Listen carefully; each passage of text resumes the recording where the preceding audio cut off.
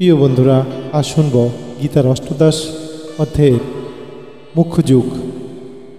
অর্জুন বলেন, হে মহাবাহ, হে ঋষিকেশ, হে কেশিনী সুদন, আমি সন্ন্যাস ও ত্যাগের তত্ত্ব পৃথকভাবে জানতে ইচ্ছা করি। পরমেশ্বর ভগবান বলেন, পণ্ডিতগণ কাম্য কর্মসমূহকে ত্যাগের সন্ন্যাস বলে জানেন এবং বিচক্ষণ ব্যক্তিগণ সমস্ত কর্মফল ত্যাগকে ত্যাগ বলে থাকেন। এক শ্রেণীর মনীষীগণ বলেন যে কর্ম দুর্যুক্ত, সেহেতু তা পরিত্যাজ্য। অপর এক শ্রেণীর পণ্ডিত যজ্ঞ, দান, তপস্যা প্রভৃতি কর্মকে অত্যাজ্য বলে সিদ্ধান্ত করেছেন। হে ভরত সত্যম, তাক সম্বন্ধে আমার নিশ্চয়ই সিদ্ধান্ত শ্রবণ করো। হে পুরুষ ব্যাঘ্র, শাস্ত্রে ত্যাগ ও তিনি তিন প্রকার বলে কীর্তিত রয়েছে। যজ্ঞ, দান ও তপস্যা ত্যাজ্য নয়, তা অবশ্যই করা কর্তব্য। যজ্ঞ, দান ও তপস্যা মনীষীদের পবিত্র করে। হে পার্থ, সমস্ত কর্ম আসক্তি ও ফলের আশায় পরিত্যাগ করে কর্তব্য বোধ অনুষ্ঠান করা উচিত, এই আমার নিশ্চিত উত্তম অভিমত। কিন্তু নিত্যকর্ম ত্যাগ করা উচিত নয়। মোহবশত তা ত্যাগ হলে তাকে তামসিক ত্যাগ বলে। যিনি নিত্যকর্মকে দুঃখজনক বলে মনে করেন, দৈহিক ক্লেশের ভয়ে ত্যাগ করেন, তিনি অবশ্যই সেই রাজসিক ত্যাগ করে ত্যাগের ফল লাভ করে না। হে অর্জুন, আসক্তি ও ফল পরিত্যাগ করে কর্তব্যবোধের যে নিত্যকর্ম অনুষ্ঠান করা হয়, আমার মতে সেই ত্যাগই সাত্ত্বিক। সত্যগুণে আবিষ্ট, মেধাবী ও সমস্ত সংশয় ছিন্ন ত্যাগে অশুভ কর্মের বিদ্বেষ করে না, বরং শুভকর্মের আসক্তও হয় না। অবশ্যই দেহধারী জীবের পক্ষে সমস্ত কর্ম পরিত্যাগ করা সম্ভব নয়, কিন্তু যিনি সমস্ত কর্মফল পরিত্যাগী, তিনি বাস্তবিক ত্যাগী বলে অভিহিত হন। যারা কর্মফল ত্যাগ করেননি, তাদের পরলোকে অনিষ্ট, ইষ্ট ও মিশ্র এই তিন প্রকার কর্মফল ভোগ হয়, কিন্তু সন্ন্যাসীদের কখনো ফল ভোগ করতে হয় না। হে মহাবাহ, বেদান্ত শাস্ত্রের সিদ্ধান্তে সমস্ত কর্মের সিদ্ধির উদ্দেশ্য এই পাঁচটি কারণ নির্দিষ্ট রয়েছে। আমার থেকে তা অবগত হোক। অধিষ্ঠান অর্থাৎ দেহ, কর্তা, নানান প্রকার কারণ এবং ইন্দ্রিয়সমূহ, বিবিধ প্রচেষ্টা ও দৈবিক অর্থাৎ পরমাত্মা, এই পাঁচটি হচ্ছে কারণ। অধিষ্ঠান অর্থাৎ দেহ, কর্তা, নানান প্রকার কারণ অর্থাৎ ইন্দ্রিয়সমূহ, বিবিধ প্রচেষ্টা ও দৈব অর্থাৎ পরমাত্মা, এই পাঁচটি হচ্ছে কারণ। শরীর, বাক্য ও মনের দ্বারা মানুষ যেসব কর্ম আরম্ভ করে, তা ন্যায্যই হোক অন্যায্য হোক, এই পাঁচটিই তার কারণ। অতএব কর্মের পাঁচটি কারণের কথা বিবেচনা না করে যে নিজকে কর্তা বলে মনে করে, বুদ্ধির অভাববশত সে দুর্মতি যথাযথভাবে দর্শন করতে পারে না। যার অহংকারের ভাব নাই এবং যার বুদ্ধি কর্মফলে লিপ্ত হয় না, তিনি এই সমস্ত প্রাণীকে হত্যা করেও হত্যা করেন না এবং হত্যার কর্মফলে আবদ্ধ হন না। গান, জ্ঞেয় ও পরিত্যাজ্য বা পরিজ্ঞতা, এই তিন কর্মের প্রেরণা, কারণ, কর্ম ও কর্তা, তিনটিই কর্মের আশ্রয়। গান, জ্ঞেয়, পরিজ্ঞতা, এই তিনটি কর্মের প্রেরণা, করণ, কর্ম ও কর্তা, এই তিনটিই কর্মের আশ্রয়। প্রকৃতি তিনটি গুণের অনুসারে গান, কর্ম ও কর্তা এই তিন প্রকার বলে কথিত হয়েছে। সেই সমস্ত যথাযথভাবে যথারূপে শ্রবণ করো। যে গান দ্বারা সমস্ত প্রাণীতে এই অবিভক্ত চিন্ময় ভাব দর্শন হয়, অনেক জীব পরস্পর ভিন্ন হলেও চিন্ময় সত্তা তারা এক, সেই গানকেই সাত্ত্বিক গান বলে জানবে।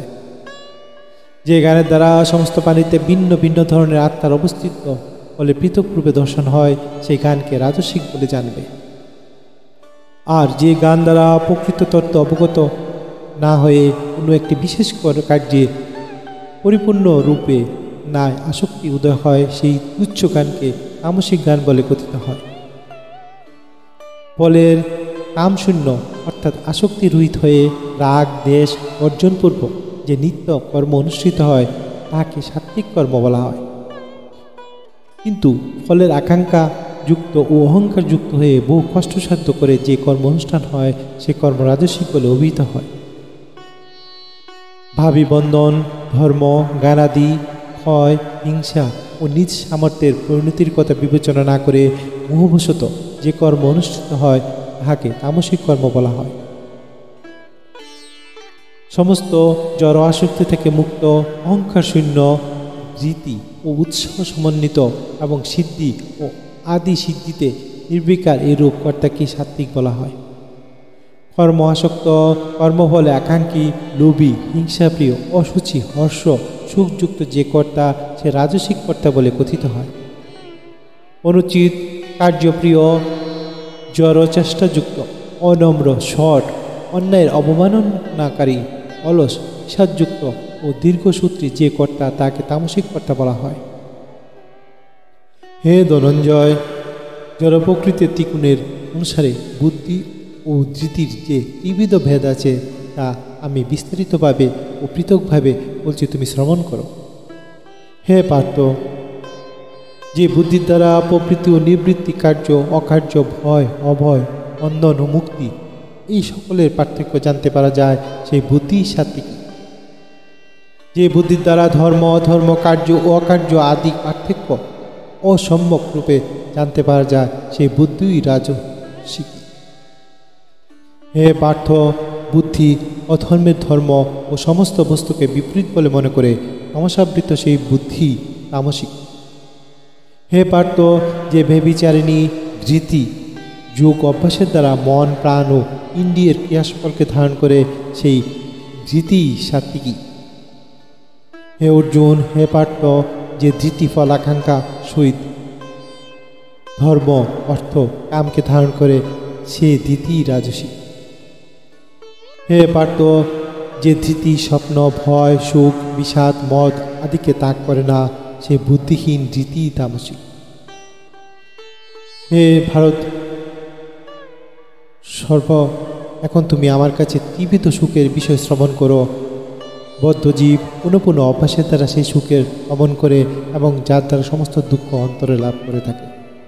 এই সুখ প্রথমে বিষয়ের মতো কিন্তু পরিণামে অমৃততুল্য ও আত্মনিষ্ঠ বুদ্ধির নির্মলতাকে জাত সে সুখ সাত্ত্বিক বলে কথিত হয়। বিষয় ও ইন্দ্রিয়ের সংযোগের ফলে যে সুখ প্রথমে অমৃতের মতো এবং পরিণামে বিষের মতো অনুভূত হয় সে সুখকে রাজসিক বলে কথিত হয়। যে সুখ প্রথমে ও শেষে আত্মাকে মোহজনক এবং যা নিদ্রা, অলস্য, প্রমোদ থেকে উৎপন্ন হয় তা তামসিক বলে সুখ কথিত হয়। এই পৃথিবীতে মানুষের মধ্যে অথবা স্বর্গে দেবতাদের মধ্যে এমন কোনো প্রাণীর অস্তিত্ব নেই যে প্রকৃতিজাত এই ত্রিগুণ থেকে মুক্ত। হে পরমতপ, স্বভাবজাত গুণ অনুসারে ব্রাহ্মণ, ক্ষত্রিয়, বৈশ্য ও শূদ্রদের কর্মসমূহ বিভক্ত হয়েছে। সম, দম, তপ, শৌচক, শান্তি, সরলতা, জ্ঞান, বিজ্ঞান ও আস্তিক্য এগুলি ব্রাহ্মণদের স্বভাবজাত কর্ম। শৌর্য, তেজ, ধৃতি, দক্ষতা, যুদ্ধে অপলায়ন, দান ও শাসন ক্ষমতা এগুলি ক্ষত্রিয়দের স্বভাবজাত কর্ম। কৃষি ও রক্ষা ও বাণিজ্য এই কয়েকটি বৈশ্যের স্বভাবজাত কর্ম ও পরিচর্যাত কর্ম শূদ্রের স্বভাবজাত। নিজ নিজ কর্মে নিরত মানুষ সিদ্ধি লাভ করে থাকে। সেই কর্মে যুক্ত মানুষ যেভাবে সিদ্ধি লাভ করে তা শ্রবণ করো। যার থেকে সমস্ত জীব পূর্ব বাসনারূপে নিবৃত্তি হয়, যিনি সমস্ত বিশ্বে ব্যাপ্ত আছেন তাহাকে মানুষ এবং তার নিজের কর্মের দ্বারা অর্জন করে সিদ্ধি লাভ করে। উত্তম রূপে অনুষ্ঠিত পরধর্ম অপেক্ষা অসম্যক রূপে অনুষ্ঠিত স্বধর্মই শ্রেয়। মানুষ স্বভাব বিহিত কর্ম করে কোনো পাপ প্রাপ্ত হয় না। হে কন্তেয়, সহজাত কর্ম দুর্যুক্ত হলেও ত্যাগ করা উচিত নয়, যেহেতু অগ্নি যেমন ধূমের দ্বারা আবৃত থাকে তেমনি সমস্ত কর্মই দোষের দ্বারা আবৃত থাকে। জড় বিষয়ের আসক্তিশূন্য সংযত চিত্তে ও ভোগস্পৃহাশূন্য ব্যক্তি স্বরূপত কর্ম ত্যাগপূর্বক নিষ্কর্মরূপ পরম সিদ্ধি লাভ করে থাকে। এ কুন্তীয় নিষ্কর্ম সিদ্ধি লাভ করে জীব যেভাবে গানের পরা নিষ্ঠারূপ ব্রহ্মকে লাভ করে তা আমার কাছ থেকে সংক্ষেপ শ্রবণ করো। বিশুদ্ধ বুদ্ধিযুক্ত হয়ে মনকে ধৃতির দ্বারা নিয়ন্ত্রণ করে শব্দ আদি ইন্দ্রিয় বিষয়সমূহ পরিত্যাগ করে রাগ দেশ বর্জন করে নির্জন স্থানে বাস করে অল্প হার করে দেহ মন পাক সংযত করে সর্বদা ধ্যান যুগে যুক্ত হয়ে বৈরাগ্য আশ্রয় করে অহংকার বল দর্প কাম ক্রোধ পরিগ্রহ থেকে সম্পূর্ণ মুক্ত হয়ে মমত্ব বোধশূন্য শান্তরূপ শান্ত পুরুষ ব্রহ্ম অনুভবে সামর্থ্য হন। ব্রহ্ম বা প্রাপ্তি প্রসন্ন চিত্ত ব্যক্তি কোনো কিছুর জন্য সুখ করেন না, আকাঙ্ক্ষা করেন না। তিনি সমস্ত প্রাণীর প্রতি সমদর্শী হয়ে আমার পরাভক্তি লাভ করেন। ভক্তির দ্বারা কেবল স্বরূপত আমি যেরকম হই সেরূপ আমাকে কেউ তত্ত্ব জানতে পারেন। সেই প্রকার ভক্তির দ্বারা আমাকে তত্ত্ব জেনে তারপরে আমি আমার ধামে প্রবেশ করতে পারেন। আমার শুদ্ধ ভক্ত সর্বদা সমস্ত কর্ম করেও আমার প্রসাদ নিতে নিত্য অব্যয় ধাম লাভ করেন। তুমি বুদ্ধির দ্বারা সমস্ত কর্ম আমাতে অর্পণ করো। পথ পরায়ণ হয়ে বুদ্ধ যোগের আশ্রয় গ্রহণপূর্বক সর্বদা মদগতি চিত্ত হও। এইভাবে মদগত চিত্ত হলে তুমি আমার প্রসাদে সমস্ত প্রতিবন্ধক থেকে উত্তীর্ণ হবে। কিন্তু তুমি যদি অহংকার বশত আমার কথা না শোনো তাহলে তুমি বিনষ্ট হবে। যদি অহংকারে আশ্রয় করে যুদ্ধ করবো না এরূপ মনে করো তাহলে তোমার সংকল্প মিথ্যেই হবে, কারণ তোমার প্রকৃতি তোমাকে যুদ্ধে প্রবৃত্ত করবে। হে কন্তেয়, মোহবশত তুমি যখন যুদ্ধ করতে ইচ্ছা করছো না, কিন্তু তোমার নিজের স্বভাবজাত কর্মের দ্বারা বশবর্তী হয়ে অবভাবে তুমি তা করতে প্রবৃত্ত হবে। হে অর্জুন, পরমেশ্বর ভগবান সমস্ত জীবের হৃদয়ে অবস্থান করছে এবং সমস্ত জীবকে দেহরূপ যন্ত্রে আরোহণ করিয়ে মায়ার দ্বারা ভ্রমণ করেন। হে ভারত, সর্বোত্তভাবে তা শরণাগত হও। তাহার প্রসাদে তুমি পরাশান্তি ও নিত্যধাম প্রাপ্ত হবে। এভাবে আমি তোমাকে গুহ্য থেকে গুহ্যতর গান বর্ণনা করলাম। তুমি তা সম্পূর্ণরূপে বিচার করে যা ইচ্ছা হয় তাই করো।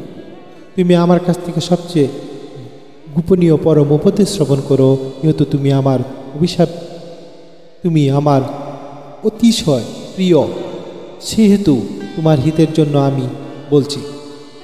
তুমি আমার কাছ থেকে সবচেয়ে গোপনীয় পরম উপদেশ শ্রবণ করো। যেহেতু তুমি আমার অতিশয় প্রিয়, সেহেতু তোমার হিতের জন্য আমি বলছি। তুমি আমার চিত্ত অর্পণ করো। তুমি আমাতে চিত্ত অর্পণ করো, আমার ভক্ত হও, আমার পূজা করো। তুমি আমাতে চিত্ত অর্পণ করো, আমার ভক্ত হও, আমার পূজা করো, আমাকে নমস্কার করো, তাহলে তুমি আমার অন্তত প্রিয় হবে। সর্বপ্রকার ধর্ম পরিত্যাগ করে কেবল আমার শরণাগত হও, আমি তোমাকে সমস্ত পাপ থেকে মুক্ত করব। তুমি সুখ করো না। যারা সংযমহীন, অভক্ত, পরিচর্যাহীন এবং আমার প্রতি বিদ্বেষ ভাবাপন্ন, তাহাদেরকেও আমি গোপনে গান বলা উচিত না। যারা সংযমহীন, অভক্ত, পরিচর্যাহীন ও আমার প্রতি বিদ্বেষ ভাবাপন্ন, তাদেরকে কখনো এই গোপনীয় গান বলা উচিত নয়। যিনি আমার ভক্তদের মধ্যে এই পরম পুণ্যতা গীতাবাক্য উপদেশ করেন, তিনি অবশ্যই পরাভক্তি লাভ করে নিঃসংশয়ে আমার কাছে ফিরে আসেন। এই পৃথিবীতে মানুষের মধ্যে থেকে অধিক প্রিয়কারী আমার আর কেউ নেই, তার থেকে অন্য কেউ প্রিয়জন হবে না। যিনি আমাদের উভয়ে এবং পবিত্র কথোপকথন অধ্যয়ন করেন, সেই গান যজ্ঞের দ্বারা আমি পূজিত হব, এই আমার অভিমত। শ্রদ্ধাবান ও আরোহী যে মানুষ গীতা শ্রবণ করে, তিনিও পাপমুক্ত হয়ে পূর্ণ কর্মকারী শুভ লোকসমূহ লাভ করেন। হে পার্থ, হে ধনঞ্জয়, তুমি একাগ্রচিতে গীতা শ্রবণ করেছ কি? তোমার অজ্ঞান জনিত মোহ বিদূরিত হয়েছে কি? অর্জুন উবাচ। অর্জুন বলেন, হে অচ্যুত, আমার সমস্ত সন্দেহ দূর হয়েছে, যথাখানে উপস্থিত হয়েছি। এখন আমি তোমার আদেশ পালন করব। সঞ্জয় বলেন, এইভাবে আমি কৃষ্ণ ও অর্জুনের দুই মহাত্মার এই অদ্ভুত রোমাঞ্চকর সংবাদ শ্রবণ করেছিলাম। ব্যাসদেবের কৃপায় আমি এই পরম গোপনীয় যুগ সাক্ষাৎ বর্ণনাকারী স্বয়ং যুগেশ্বর কৃষ্ণের কাছ থেকে শ্রবণ করেছি।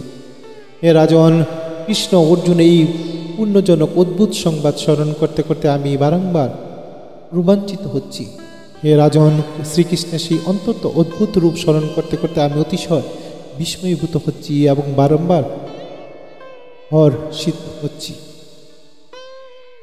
যেখানে যোগেশ্বর শ্রীকৃষ্ণ এবং যেখানে ধনুর্ধর পার্থ, সেখানে নিশ্চিতভাবে শ্রী বিজয় অসাধারণ শক্তি নীতি বর্তমান থাকে, সেটি আমার অভিমত। সমাপ্ত। প্রণাম সবাইকে। ভুল ত্রুটি মার্জনীয়। জয় শ্রীকৃষ্ণ।